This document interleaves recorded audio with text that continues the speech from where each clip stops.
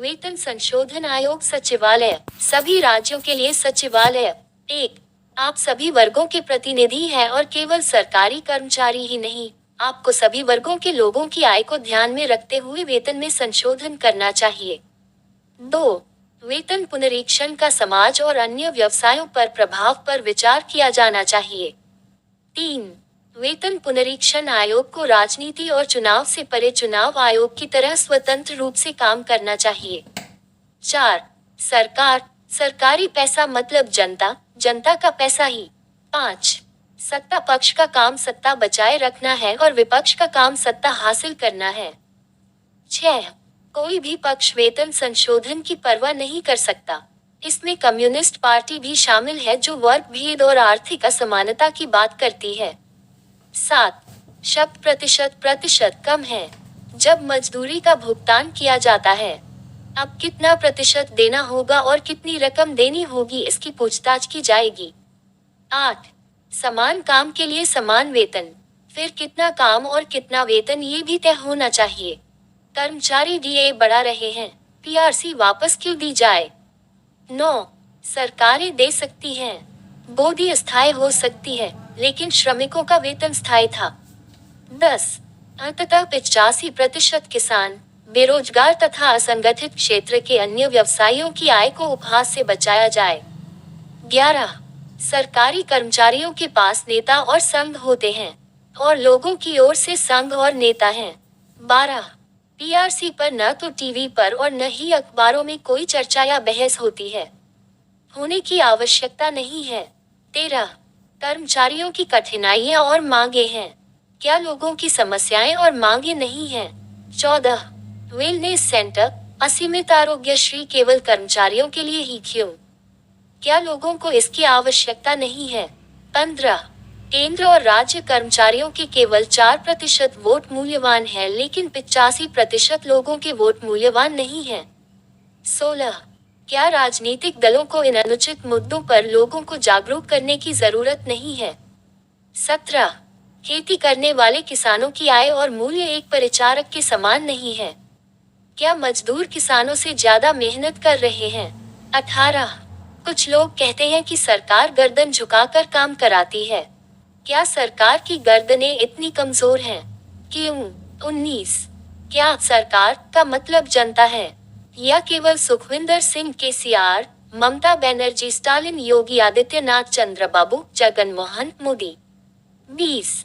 क्या सरकार के लिए, जिसे सभी लोगों का प्रतिनिधित्व करना चाहिए, एक समुदाय को बढ़ावा देना उचित है। 21. यदि लोगों से एकत्र किए गए विभिन्न कर एक समूह में चले जाते हैं, तो लोगों के लिए क्या बचता है। 22.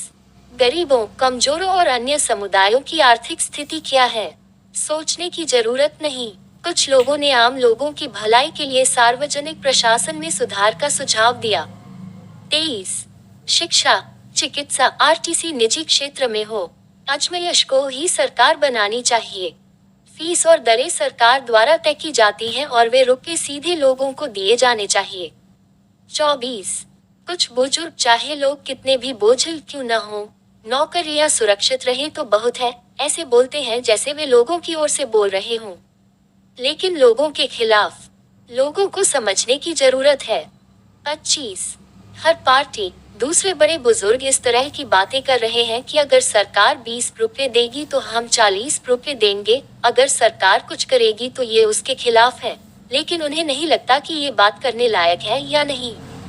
26. ये बजट और कर वर्तमान स्कूल स्टाफ के वेतन का भुगतान करने के लिए पर्याप्त नहीं है। इस सरकार के मुताबिक शिक्षा को चलाने के लिए कितना बजट और कितने टैक्स की जरूरत है, सोचने के लिए। 27. मौजूदा कर्मचारियों की इच्छानुसार वेतन बढ़ाने के बजाय बेरोजगारों को नौकरी देने से लोगों को बहुत फायदा होगा, सोचने के लिए। 600 नहीं 400 प्रति वर्ष की बढ़ोतरी की जाए, पीआरसी जैसी समितियों को समाप्त किया जाए। 28. क्या लोगों को नौकरी की सुरक्षा, पेंशन और अन्य बुनियादी जरूरतों की जरूरत है।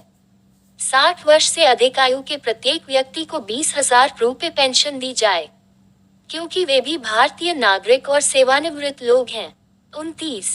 ये कितना उचित है कि उदार नीतियां व्यक्ति का नहीं बल्कि सरकार का अतीत हैं। 30 मुआवजा लागत और मुआवजे के मामले में अदालतें भी मनमर्जी से फैसले दे रही हैं। इस मामले में कुछ बुजुर्ग भी ऐसी बातें कर रहे हैं जैसे उन्हें अच्छा लगता हो। अदालतों और बड़ों को भी इस बात पर विचार करना चाहिए कि वे जनता का पैसा हैं। 31 सरकारी कर्मचारियों का औसत वेतन देश के लोगों की औसत आय के बराबर होना चाहिए। विकास अभ्यास के लिए यह बहुत महत्वपूर्ण है। वियतनाम और चीन की विकास दर में तेजी से बढ़ोतरी इसका प्रमाण है। इस आर्थिक वास्तविकता को ध्यान में रखते हुए सरकारी कर्मचारियों के 85% वेतन में कटौती की जानी चाहिए। 32 आखिरकार खतरा यह है कि लोकतंत्र खत्म हो जाएगा और नौकरशाही आ जाएगी। इसे रोकने का प्रयास करें। जनता की ओर से बी कुमारस्वामी रामाराव एटल।